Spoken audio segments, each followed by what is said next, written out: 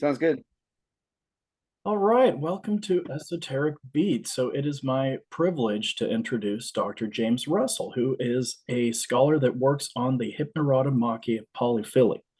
Now, Dr. Russell heard my interview on another show with Arnemancy, where I was talking about my research into the alchemical concept of play, I guess we could say. And I was really excited to learn that there was apparently some interest in the Hypnerotomachia Polyphili by an alchemist who owned a copy of the work and annotated it or something like that. Two Uh, alchemists, in fact. Yeah. so we're going to hear about that. But first of all, Dr. Russell, can you tell us how did you discover this bizarre text, the Hypnerotomachia?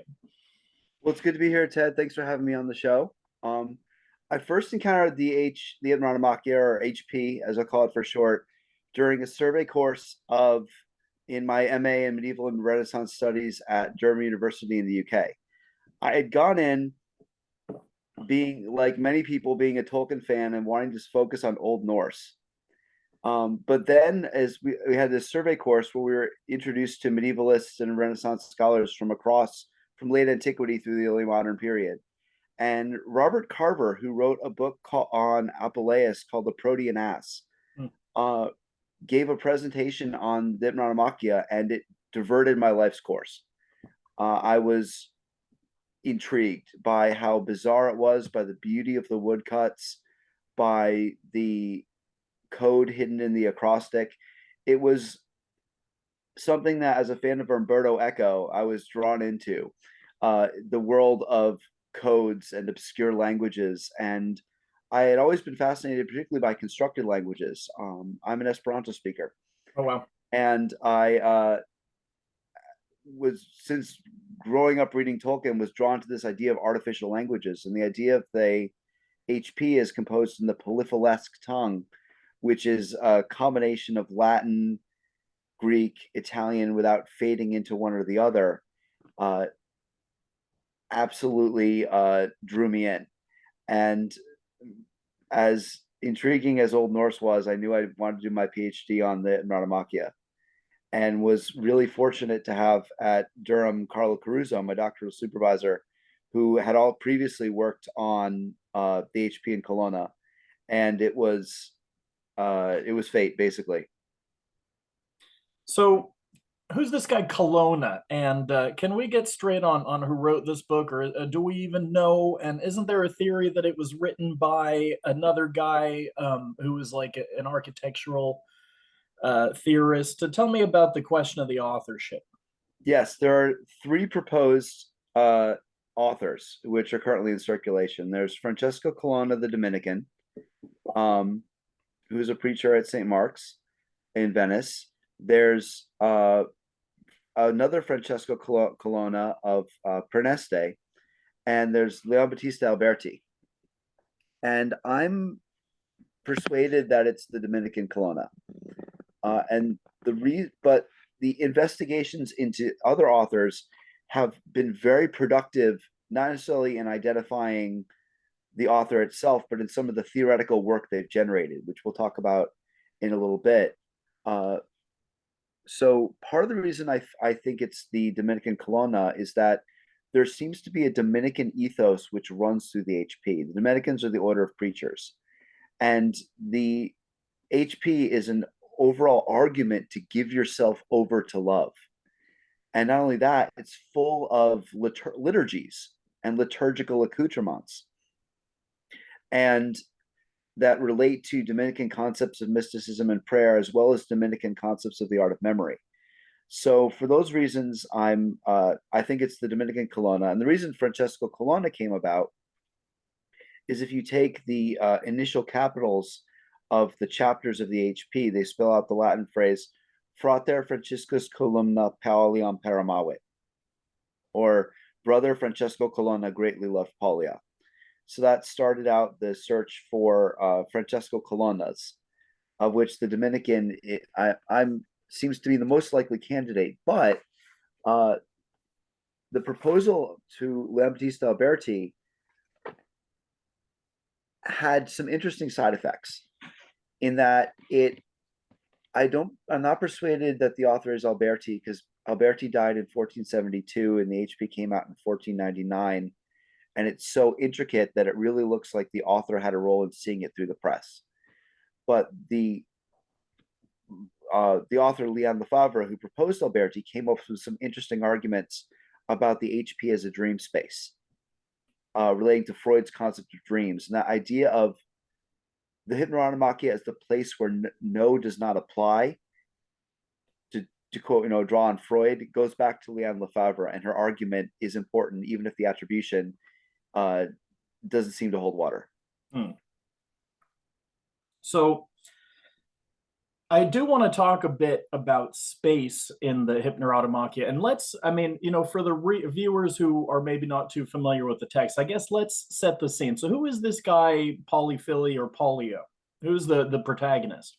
So the protagonist is Poliphilo, whose name means he who loves, Polyphilo, he who loves many things, who falls asleep, enters a dream, enters a second dream within the dream, like in Christopher Nolan's Inception, and begins a journey toward his beloved Polia, who is sort of a figure akin to Dante's Beatrice, an idealized feminine personification of the divine.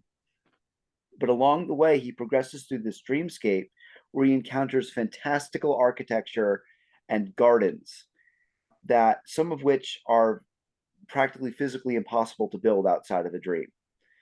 And he gets periodically diverted from his course to comment upon the structures and gardens he sees,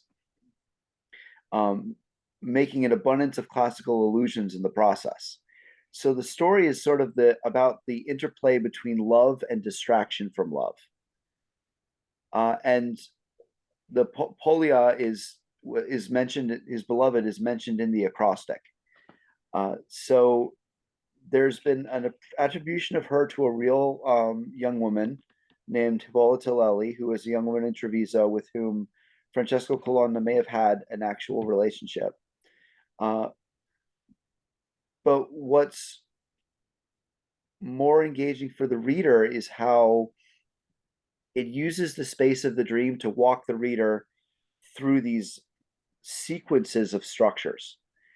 And this has been compared by William Sherman to the movie Prospero's Books, if you've ever seen it, where it's this really bizarre experimental film by Greenaway, where the protagonist Prospero walks through a sequence of obstacles throughout most of the movie in a dream space. He encounters cherubs, he encounters other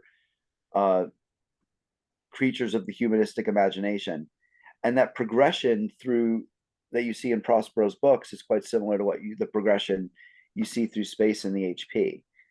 And what I think is especially neat about the HP is how intricately realized these dream spaces are. It's almost like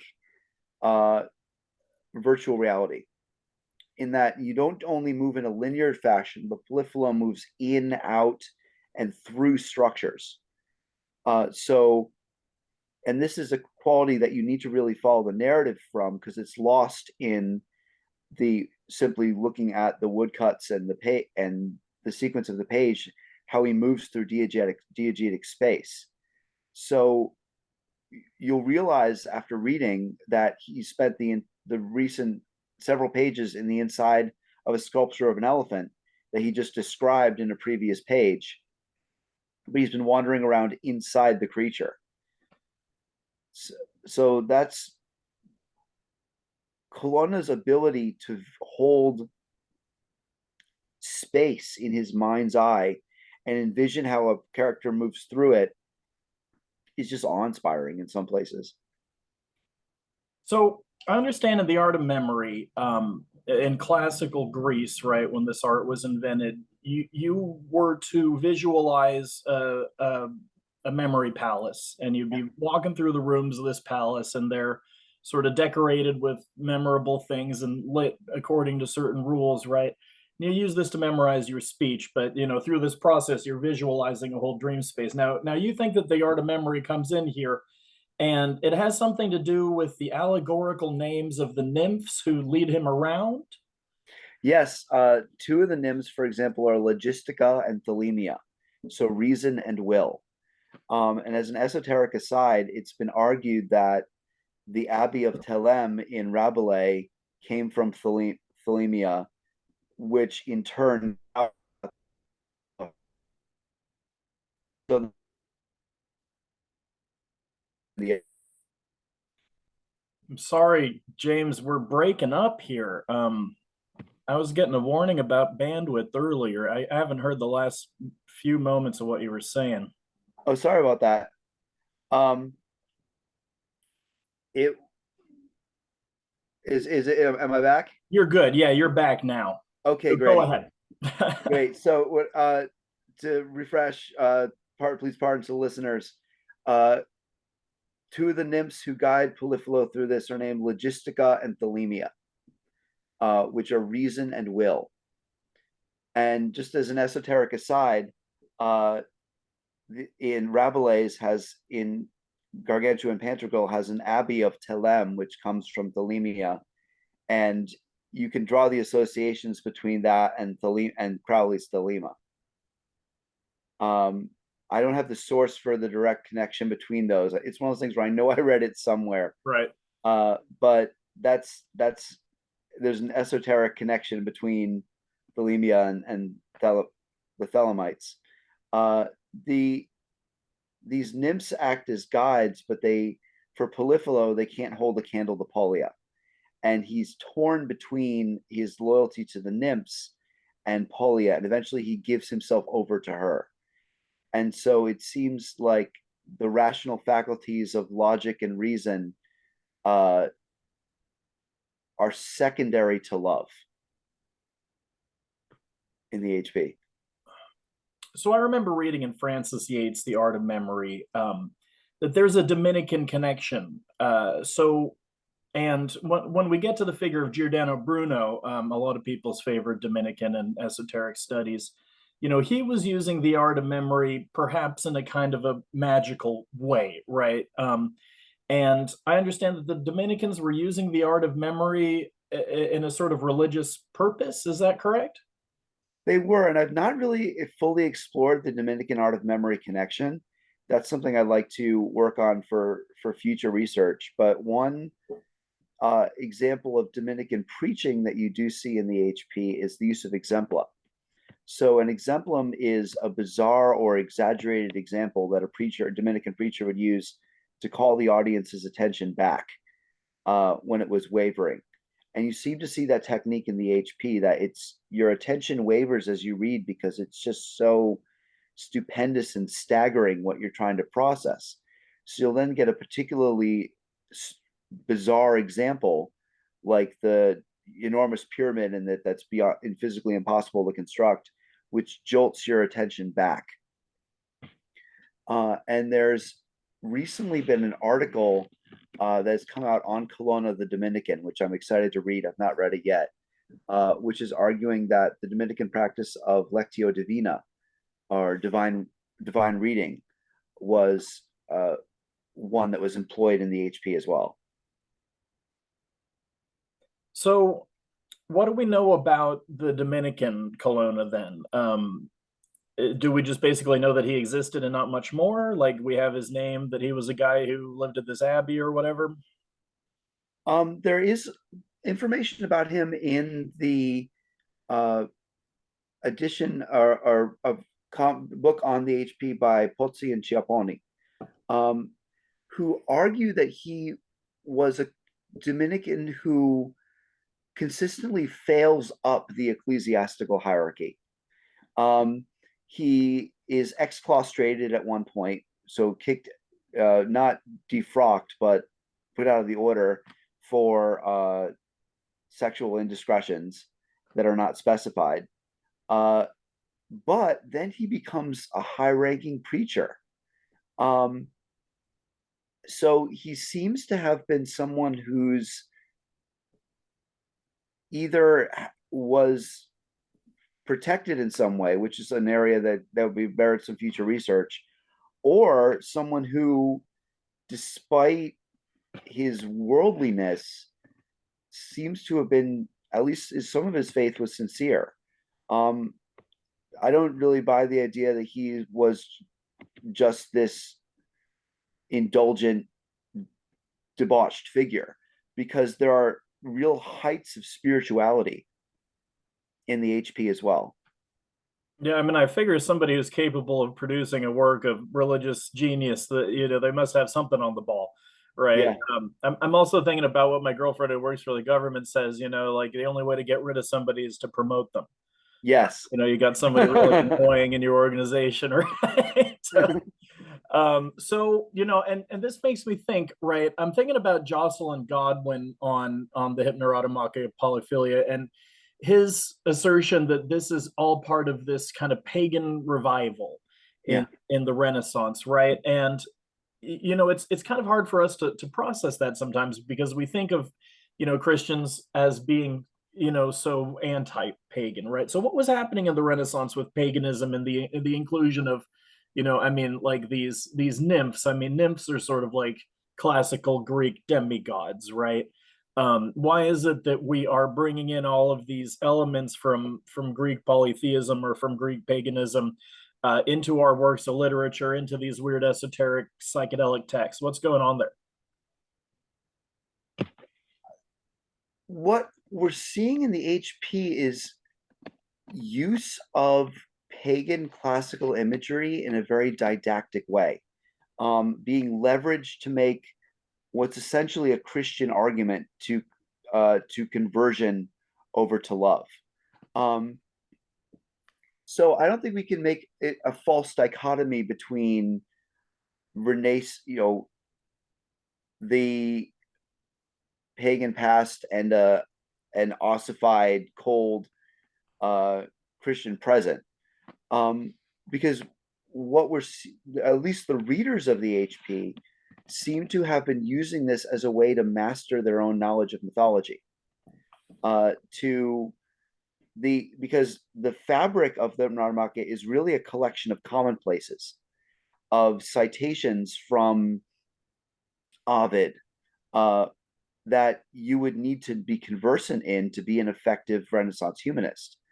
And so my argument is that readers approach this. I think in your talk on onomancy, you used the term bathroom reader. That, and I love that. I hope I can borrow that example, as sort of this gathering together of all the erudition that a humanist was expected to know, but knit together with the structure of a narrative as a mnemonic device. That's so interesting. Yeah, I love the bathroom, the bathroom reader. So it's my understanding also that this book was sort of the first, or it's considered to be the first work of architectural theory, right? And this goes back to our haunt about space, where like he's being led around and he's sort of like exclaiming about what makes these buildings beautiful. And am I right that there's some sort of, and this is the concerns of the show, right? Some kind of a Neoplatonic aesthetic sensibility? I'd I'd say there is, especially in this idea that architecture and the contemplation of architecture leads the mind to transcend. Uh, because what we see in some of the structures is the HP actually gives instructions in the imperative mood, of how to draw things. So it'll say, to render this structure, uh, draw a line this in this direction, then go a certain number of degrees and draw a line in another direction. And we see readers, at least the reader of the copy in Siena, that was in my dissertation, following these instructions in the margins and actually rendering these structures, which when you try to read these architectural descriptions, it's mentally exhausting to try to hold these structures in your mind.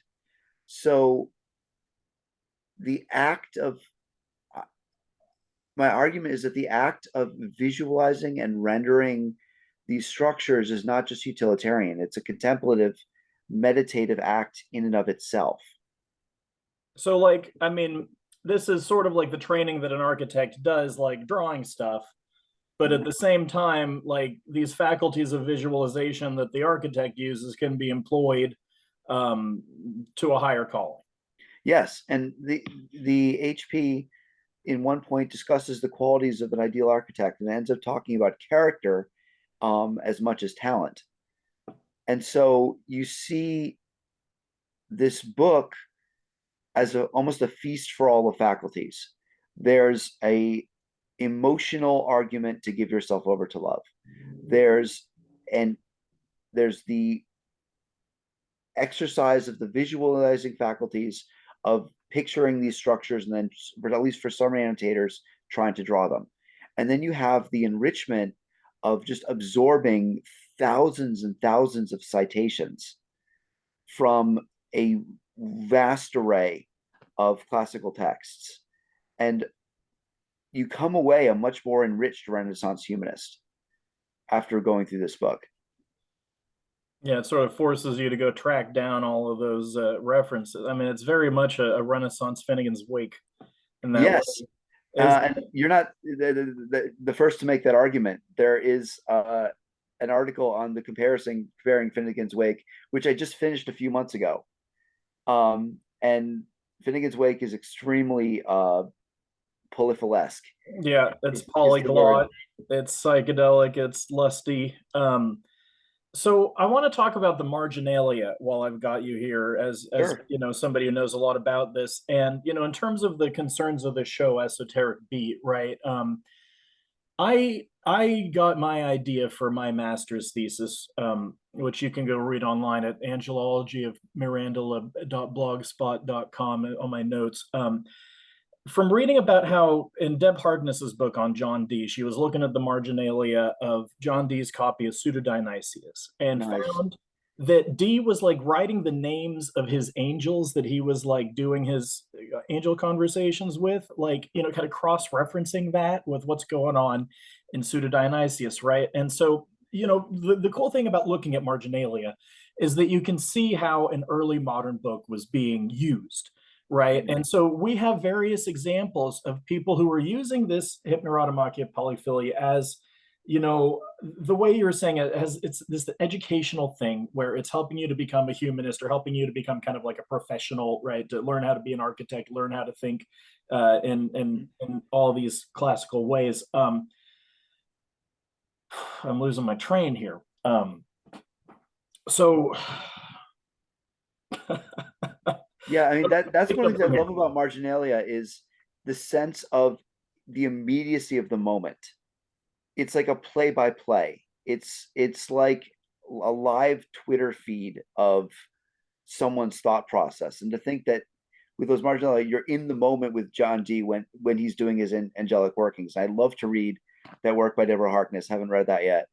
Um, and that's one thing that's so exciting with the Marginalia is you get a view into someone else's reading experience in real time. And that's one of the things I find so intriguing about it. And seeing the ways that different readers made use of this source material. Some seem to have seen it as a path through their library. I mean, you could almost purchase a copy of Hypnerotomachia, buy the Harvard Loeb Classical Library, and use the Hypnerotomachia as your path through it, as a structuring sort of stem for your reading of the classics. But we also see readers taking very specific paths through the Hypnerotomachia. For example, Benedetto Giovio, who is a humanist who lived in the hometown of Pliny, Como, read the book exclusively for its botany almost. He skips over the architecture, which is funny because Benedetto Giovio did a translation of Vitruvius. So you think you go for the architecture, but he jumps right over it and almost does a choose your own adventure through the HP where he picks out only the botanical content. Or we see alchemical readers reading it as an alchemical allegory and writing down the various chemical symbols that are allegorized, presumably within a particular passage. So wait, let me get this straight. These guys were actually like writing little alchemical symbols in the margins of their copy of Hypnerotomachia. Yes, and one of those copies is the copy in the British Library, which was also owned by Ben Jonson. So you have Ben Jonson's notes where he's getting material for stagecraft, and then you have a second alchemical hand, which is writing the symbols for gold, the symbols for cinnabar, and so on. And you also get alchemical material in the copy in the Buffalo and Erie County Public Library. Of all places, there is a beautiful annotated HP in Buffalo. Wow. Yeah. That's awesome. Well, readers, if you're in if you can get to Buffalo, check Yeah. it out. Viewers, I should say, my gentle viewers. So they read it as an alchemical allegory. How does that work? Can you explain that? There's seems to have been an alchemical tradition around the HP that develops in the mid 16th century and sort of reaches its height by 1600 when Francois Berouald, please pardon my terrible French pronunciation, did an explicitly alchemical edition of HP with a tableau steganographique of explaining the alchemical symbolism buried within it. But that printed copy seems to be part of a longer tradition because the annotation in Johnson's copy, presumably mid, was earlier than Berouald, is reading the text as an alchemical allegory, and you can generally identify the schema of alchemy that's used. One of them, I argue, is following pseudo Geber or Jabir ibn Hayyan, and the other is following an alchemist named Jean d'Espagnier. And I did that by my argument for that is by how much they emphasize the element of mercury. But this text was also read as an alchemical allegory by Jung in Psychology and Alchemy, and then later Jung's student Linda Fiers David did a whole book on a psychoanalytic reading of HP with Poliphilo as animus and Polia as anima. Interesting. So I mean, we can sort of like see these adventures he's having with love and distraction and logic and will is all like a psychological. It's sort of really difficult not to read it that way, right? I mean, it's Yeah. hard to avoid that. There's definitely some kind of psychological component there. And so, and are we talking spiritual alchemy or physical alchemy? Like, was this seen to be some kind of alchemical like meditation, or did they think that it was literally like a coded recipe for how to make the philosopher's stone? I don't know enough to say it definitively. One of the real challenges into this project was I kept being led into areas by the annotators that I had very little background in, like Renaissance botany. So I'd have to do sort of a naive contextualization to make sense of the notes. So I came into this not as someone with much background in alchemy at all, and really learned alchemy in a crash course, survival Yeah. crash course, in order to contextualize the notes. So an alchemical specialist could probably make that decision whether it is spiritual or physical. But what I can say is that the recipes tend to be very specific with their chemical components. The symbolic vocabulary we see is similar to what we see in Betty Jo Jobs' Hunting of the Green Lion, the foundations of Newton's alchemy. Now, I'm not saying it's Newton, but it's somebody using a very similar vocabulary of symbols, Okay. which would suggest there's some relation to physical alchemy. Yeah, because my understanding is Newton wasn't really doing truck with that spiritual alchemy stuff. He wasn't a Rosicrucian. I was just reading Brian Vickers' excoriation of Francis Yates. Have you ever read Francis Yates on the Writing of History? No, but that sounds exciting. Yeah, the dope on Francis Yates's Rosicrucian Enlightenment. This is a big bummer for my paper on Terence McKenna that I sent you, and y'all can watch on my last episode. Is that Francis Yates thought that that Frederick, the Duke, who was supposedly part of this like Central European conspiracy to create an alchemical revolution. Apparently, like none of that holds up. Like the guy who wrote the Chemical Wedding, Johann Andre, who supposedly wrote the Rosicrucian manifestos, he was apparently a big enemy of the Rosicrucians, right? And this whole idea of the ludibrium in the writing of the Chemical Wedding, this biographer of Andre says, well, we think that actually he was trying to Christianize the Rosicrucians by satirizing them. Yeah. And Frederick, all of his enemies were using this Rosicrucian imagery, but Francis Yates takes that literally and thinks that that means he was therefore a Rosicrucian. All this. So anyway, getting a little bit far afield here, but so I'm thinking about Brian Vickers because we were talking about shoot, I'm like on a huge tangent, having trouble catching up to myself. Can That's you a neat remind me? tangent. I love to read the critiques of Yates. Yeah, remind me where we were. What was it that got me onto that? We were talking about the alchemical hands in the HP and whether it was physical or spiritual alchemy. Oh, right. Yeah, and Newton wasn't doing physical, wasn't doing spiritual alchemy. I'm like, he was clearly doing physical alchemy, right? But and it's like he thought that alchemy was going to lead to a kind of like grand unified theory of science, right? Yeah, and So the end of society. I mean, you start seeing this explosion of alchemy material around the English Civil War, where people are looking for a reconciliation. I mean, it's a time period not unlike our own of intense political polarization. And there's this desire for healing and reconciliation of society, which is envisioned in alchemical terms. yeah, and that made me realize what I was forgetting to say, which was that Brian Vickers said Newton was clearly not a Rosicrucian, and neither was Comenius. Anyway, long story short. So what was the other thing I wanted to say about space? Oh yeah, I understand another thing about, so I'm interested in like, and in terms of esoteric beats like haunts, I'm really interested in ceremonial magic, right? And the way Yeah. that ceremonial magic, like in Robert Anton Wilson, I discovered that it's this form of like experience design, and you're sort of like trying to create an ideal space in which you can like have a vision, right? It's very much like a set and setting sort of a thing. And I'm thinking about that. Like when I was a kid in the 80s learning computers, there was this program called Logo where you had a little turtle and you were telling the turtle how to move around and like draw a graphic. Yeah, I think I You remember that. play with that, and it's like there's these instructions for moving around in space, right, that are kind of being given to our hero, Polifilo.